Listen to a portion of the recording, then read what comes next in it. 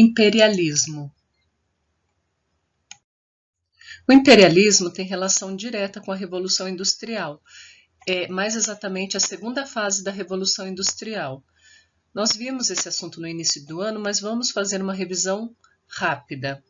A Revolução Industrial ela é dividida de acordo com seus avanços tecnológicos e fonte de energia utilizada em 3 fases. A primeira que vai de 1750 a 1850, que é a primeira revolução, quando o homem vai usar a máquina de fiar e o tear mecânico e a máquina a vapor. A principal fonte de energia é o carvão que vai aquecer essas caldeiras. Na segunda revolução industrial, a tecnologia ela vai trazer desenvolvimentos como a lâmpada incandescente, telégrafo, telefone, televisão, cinema e rádio, antibióticos, vacinas, utilização do aço para a construção dos trilhos das ferrovias, o automóvel e o avião, entre outros desenvolvimentos. E fonte de energia não é que vai deixar de usar os anteriores, mas a gente vai ter agora o uso da eletricidade, da energia elétrica e de combustíveis derivados de petróleo, mas também o petróleo é usado como matéria-prima para o plástico e outros derivados. A partir de 1950 aos dias atuais, a gente vive a terceira revolução industrial, a terceira fase, na qual foram desenvolvidos computadores, internet, softwares, dispositivos móveis, robótica, eletrônica, engenharia genética, biotecnologia, conquistas espaciais e, como eu falei, não deixamos de usar as outras fontes de energia, mas foi só a partir aí da terceira revolução que começamos a usar energia nuclear, energia atômica. Bom, nosso assunto de hoje está voltado para a segunda revolução industrial, como eu falei. Nós estamos estudando exatamente meados do século XIX, quando o homem começa a desenvolver esses novos conhecimentos, e isso vai fazer com que aumente muito a produção industrial. E a consequência desse aumento da produção industrial é que vai levar ao imperialismo. Então vamos ver como isso aconteceu. Bom, como eu falei anteriormente, nós estamos estudando a segunda fase da Revolução Industrial. Aquelas transformações tecnológicas, elas eram muito caras e nem todos os empresários conseguiram tê-las em suas indústrias. Então isso vai fazer com que algumas empresas mais ricas passem a controlar o mercado e as menores, muitas delas vão falir. E essas grandes empresas vão formar monopólios entre si, várias formas de monopólio que na maioria vão ser positivas para essas formas vão ser positivas para as grandes empresas, mas vão falir as pequenas indústrias. Então vamos ver quais foram essas formas de monopólio que vão prevalecer nesse período histórico. Então nós vamos ter o cartel, grupos de empresas independentes que estabelecem acordos com o objetivo de dividir e controlar o mercado, holding, que é a associação de diversas empresas sob a direção de uma empresa central que detém o controle e a maioria das ações de seus associados, trusts, que é fusão de várias empresas do mesmo ramo com o propósito de controlar os preços, o mercado e a produção. Então, como a gente percebe, nenhum consumidor vai ter voz aqui, né? Bom, também vai surgir o capitalismo financeiro, que é a fusão do capital bancário com o capital industrial. Os bancos também vão investir na indústria e vão ter participação nos lucros. Bom, vai chegar no momento que essas nações, principalmente europeias, Estados Unidos, Japão, vão estar produzindo mais do que tem consumidor em seus países. Essa tecnologia vai ser muito produtiva, mas sem vender, isso vai gerar uma crise de superprodução que vai entre 1870 e 1890. Esses produtos que vão ficar estocados nos países não vão ser vendidos, isso vai fazer com que as empresas acabem falindo, gerando falência, desemprego, né? E vai coincidir também, como a gente já falou, é bem nesse período que nós temos a chegada dos imigrantes italianos, espanhóis, portugueses, alemães, porque os seus países estão vivendo uma grande depressão. E como essas nações, principalmente as europeias, vão sair dessa crise, né? Então, o que nós vamos ver a seguir é a solução encontrada por eles. Bem, a solução encontrada para que essas nações industrializadas saíssem dessa crise de superprodução é o que chamamos de neocolonialismo, novo colonialismo. Então, nós já vimos lá, né, no século XVI o colonialismo, na época que o Brasil foi colonizado por Portugal, e agora nós vamos ter um novo colonialismo, porque o mercado, a produção exige um novo modelo de colonização. Bem, lá no colonialismo, que nós já estudamos do século XVI, as áreas dominadas estavam na América, na Ásia e na África, mas no século XVI predominou principalmente a colonização sobre a América. Bem, já no neocolonialismo, quais são as áreas que vão ser colonizadas? Então, nós vamos ter aqui Ásia, África e América Latina, tá certo? Mas a forma mais violenta desse neocolonialismo vai se dar na Ásia e na África. Na América Latina vai predominar mais o neocolonialismo no sentido econômico, interesses econômicos, acordos com os governos locais. Já na Ásia e na África a gente vai ver uma ação violenta, interferência militar e política nessas nações. Bom,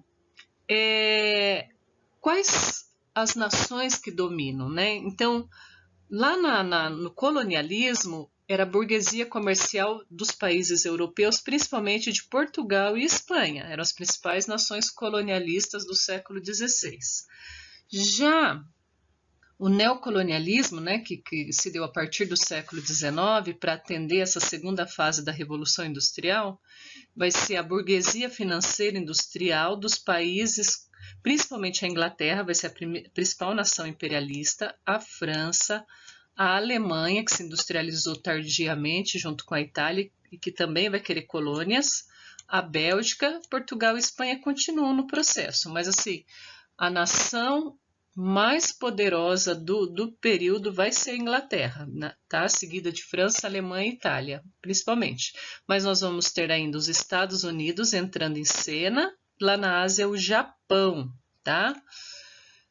Bom, lá no período colonialista, o objetivo era que as colônias fornecessem produtos tropicais e metais preciosos, e ao mesmo tempo que também desse lucro, servindo como mercado consumidor dos produtos que viessem de Portugal, da Espanha. Então a gente vendia nossos produtos tropicais e metais preciosos baratos para a nossa metrópole, né? E tinha que comprar os produtos manufaturados que vinham da metrópole por um preço bem caro. Era esse o objetivo da colonização, né? O pacto colonial.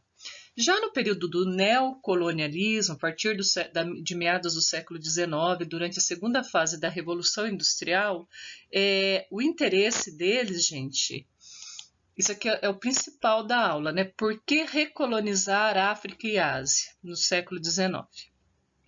Então, o primeiro interesse era esse aqui, ó, fornecimento de matérias-primas e fontes de energia para atender às demandas da segunda fase da Revolução Industrial.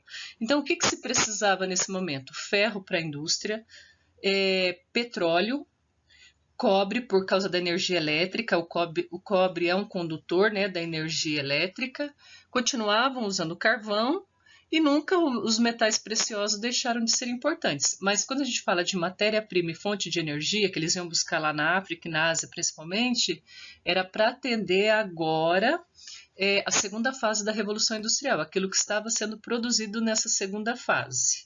O que mais que eles queriam na África e na Ásia, nessas nações europeias e Estados Unidos e Japão?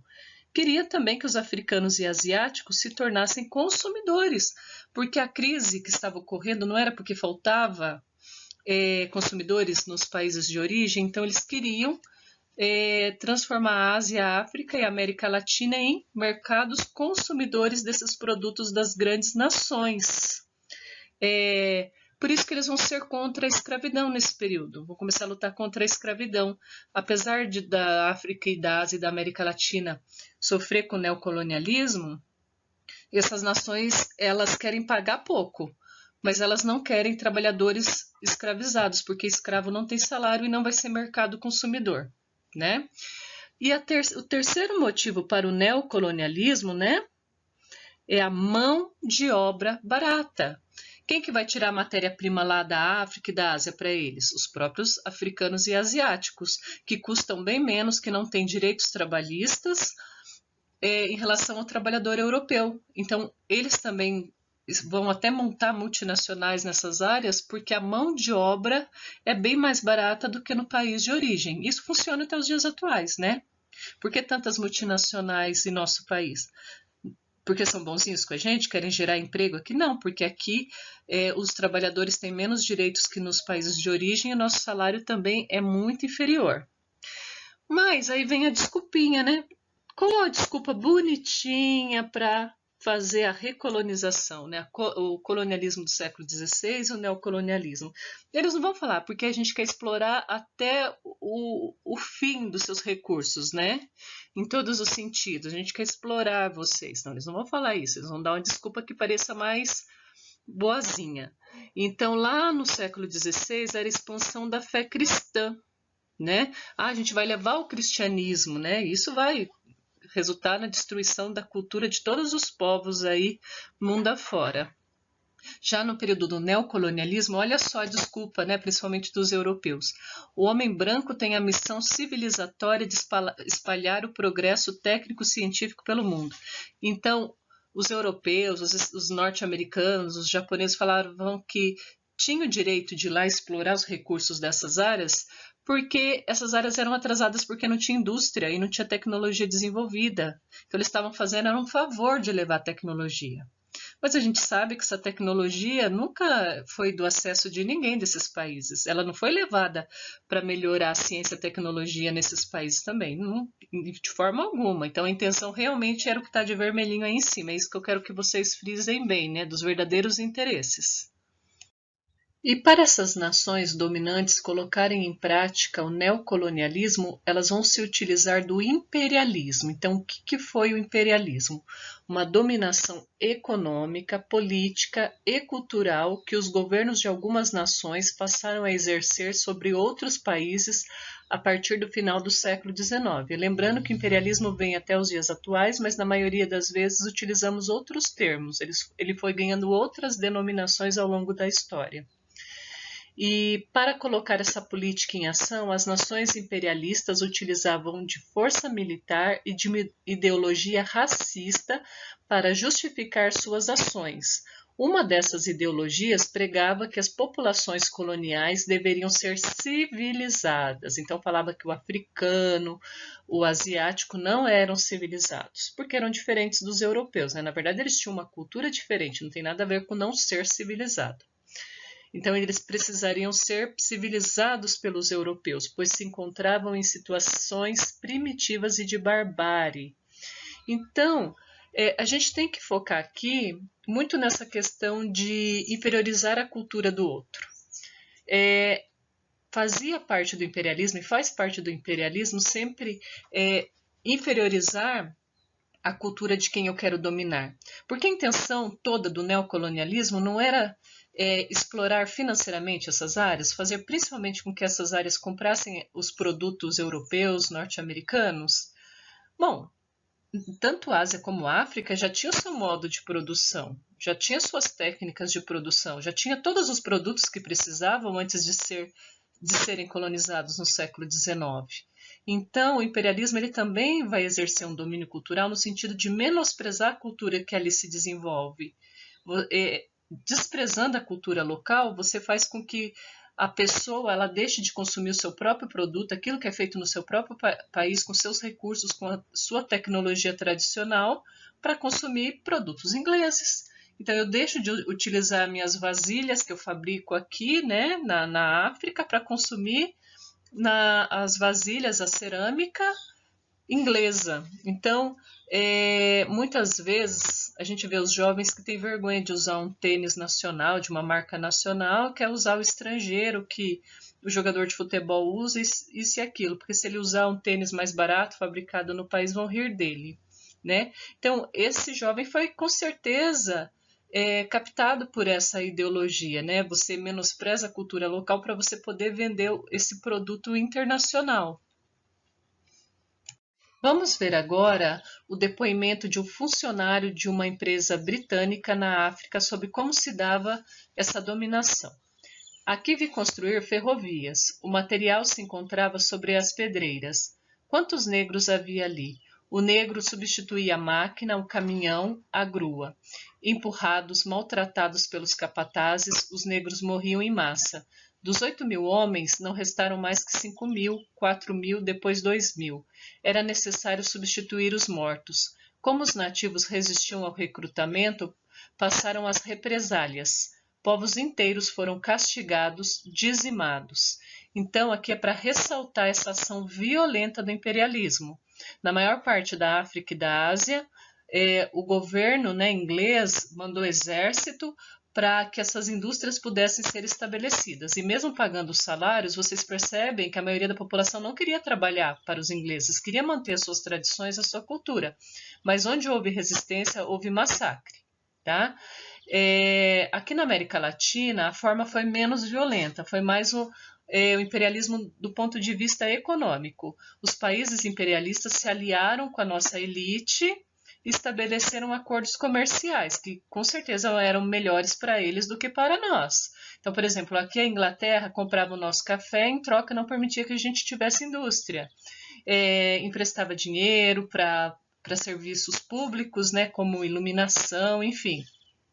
E era um acordo mais econômico, mas isso não fazia com que fosse vantajoso para a gente. Só que onde houve resistência, houve muita violência. Para ilustrar essa violência que eu citei no slide anterior, eu trouxe essa foto que para mim é uma das piores fotos que eu já vi em livros de história.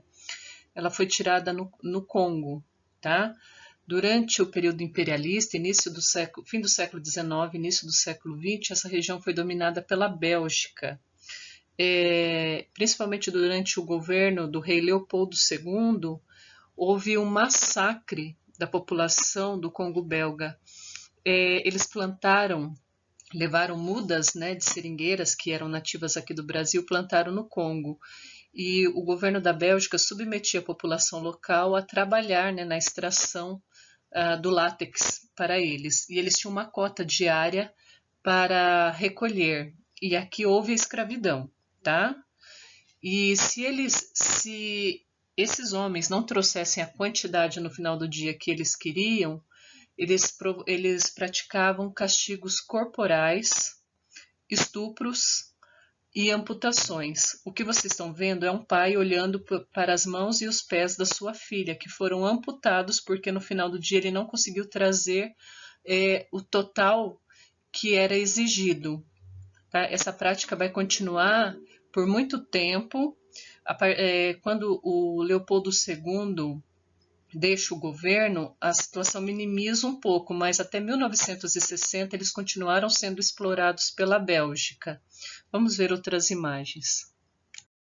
Enquanto os pais saíam para trabalhar, as crianças e as mães ficavam reféns da força de controle desse governo. Então, no final do dia, se não obtivessem o que eles queriam, eles provocavam amputações. Então, a gente vai encontrar muitas fotos como essas desse período. Aqui temos Leopoldo II em contraponto à situação, a condição de saúde dos congoleses. Além da exploração do trabalho, também tinha exploração natural. Olha a situação da fauna com a extração do marfim. Calcula-se que 10 milhões de pessoas foram mortas no Congo durante o governo de Leopoldo II. Com certeza um dos maiores massacres da história, e pouco se fala, pouco se conta sobre isso. Bom, ainda sobre o mito da superioridade da civilização industrial, para encerrar o assunto, eu coloquei aqui esse depoimento de um conde inglês. Olha a visão deles. Provavelmente todo mundo estará de acordo que o inglês tem o direito a considerar que sua forma de entender o mundo e a vida é melhor que a de um Hotentote ou Maori, e ninguém se oporá, em princípio, a que a Inglaterra faça o possível para impor a estes selvagens os critérios e modos de pensar ingleses, posto que são melhores e mais elevados. há alguma possibilidade, por remota que seja, de que num futuro previsível possa desaparecer o abismo que agora separa os brancos dos negros? Pode haver alguma dúvida de que o homem branco deve impor e imporá sua civilização superior às raças de cor? Nós estamos vendo o pensamento preconceituoso? Mas no final, gente, as verdadeiras intenções desse racismo, dessa inferiorização, era impor o consumismo no modelo europeu para essas nações dominadas, sejam da África, da Ásia ou da América Latina. Então se destrói a cultura, o modo de vida original para impor esse modo de vida da Europa, da América do Norte, enfim. Eram essas as verdadeiras intenções. Quando falamos em neocolonialismo e que nações, principalmente europeias, vão colonizar a África e a Ásia, em nenhum momento percebemos que houve preocupação com o povo africano e asiático, muito menos consulta do povo africano e asiático em relação a isso, que foi uma ação violenta, né, de interesses econômicos, mas não pense vocês que o conflito ficava só na África e na Ásia, não. Lá na Europa, principalmente, vai ter muito conflito entre as nações europeias. Afinal de contas, quem vai ficar com qual parte da África e da Ásia? Muitas nações vão entrar numa disputa que vai gerar, inclusive, conflitos, e mais à frente vai gerar a Primeira Guerra Mundial. Então vamos ver como ficou essa partilha da África e da Ásia. Em relação à partilha da África, no ano de 1885, os representantes das principais nações industriais da Europa se reuniram na Conferência de Berlim para dividir, partilhar a África e a Ásia para tentar resolver os conflitos. Os primeiros países que começaram esse processo de neocolonialismo foram a Inglaterra, a França, Portugal. Então, eles já possuíam áreas na África e na Ásia já bem antes que os demais. Como a Alemanha, a Itália e a Bélgica se industrializaram tardiamente, quando iniciaram esse processo de neocolonização, se acharam muito prejudicados, porque a Inglaterra, a França já estavam com as melhores áreas e acabam desrespeitando e invadindo essas áreas que a Inglaterra, né, e a França já haviam invadido. Então isso vai gerar esse conflito. Então essa conferência de Berlim é justamente para pôr no papel, partilhar a África. Como na imagem anterior, né, os líderes dessas nações vão sentar lá na Europa, pegar o mapa da África e dividir, tá certo? Desconsiderando completamente os interesses dos povos africanos. Como a gente pode perceber, tem algo muito curioso no mapa da África que vem desse período aí que nós podemos observar aqui. Olha a Argélia, por exemplo, os traços retinhos, né, das suas fronteiras, né? Olha aqui, no que era a Mauritânia, né? Linhas retas. Por quê? Porque os governantes sentaram lá na Europa, pegaram o mapa e falaram, ó, daqui até aqui é seu, passaram a régua, daqui até aqui é seu. Então, essas divisas acabam gerando conflitos étnicos também, porque lá na Europa alguém sentou e falou, aqui é a Argélia, e vai reunir lá dentro desse território diferentes povos de diferentes etnias e que muitas vezes eram etnias inimigas. Isso vai gerar também não só o massacre da ação da nação imperialista, mas também conflitos internos dessa população, né? Muitas vezes o país europeu vai usar essa rivalidade entre etnias para submeter uma a outra, né? Para fazer com que uma pareça mais amiga do que outra. Inclusive, eu recomendo, para entender bem esse assunto, o filme Hotel Ruanda, né? Ele vai tratar bem desse assunto. Então, aqui a gente vê também, né, aqui embaixo, as áreas de dominação dessas regiões. Então, você vê que a França tem a área amarelinha, a Inglaterra as áreas em verde claro, e assim foi dividida toda a África, tá certo? Desconsiderando, né, como eu já falei, completamente os interesses dos povos africanos. Para encerrar, vamos falar da partilha da Ásia. O mapa ao lado também mostra a Oceania. Como percebemos, em rosa são os domínios da Inglaterra, com certeza a nação com mais áreas dominadas nesse período. Em verde a França, em vermelho o Japão e em laranja a Holanda. Bem, nesse período, todas essas áreas dominadas, elas não vão aceitar pacificamente, vão ocorrer muitas revoltas, como a dos indianos contra a dominação inglesa em 1857, conhecida como Revolta dos Cipaios. Temos ainda entre a China e a Inglaterra a Guerra do Ópio. A China se recusava, lutava contra os comerciantes ingleses que levavam drogas para os chineses, né? E nesse período, o resultado dessa guerra vai ser a perda de Hong Kong para a Inglaterra, né? A Inglaterra vai vencer essa guerra. Mas, enfim, a resistência vai ocorrer o tempo inteiro, vai adentrar o século XX e a independência dessas regiões vão chegar apenas a partir do final da Segunda Guerra Mundial. Eu deixei a indicação de alguns filmes, caso alguém tenha interesse em ilustrar melhor esse conhecimento. Com certeza os filmes ajudam bastante. A Sombra e a Escuridão é um filme que mostra lá o início do processo neocolonialista na África, embora seja uma história bem mais leve. Depois temos Diamante de Sangue, Lágrimas do Sol e Hotel Ruanda, que são filmes que abordam mais as consequências atuais desse processo imperialista, tá certo? Na África.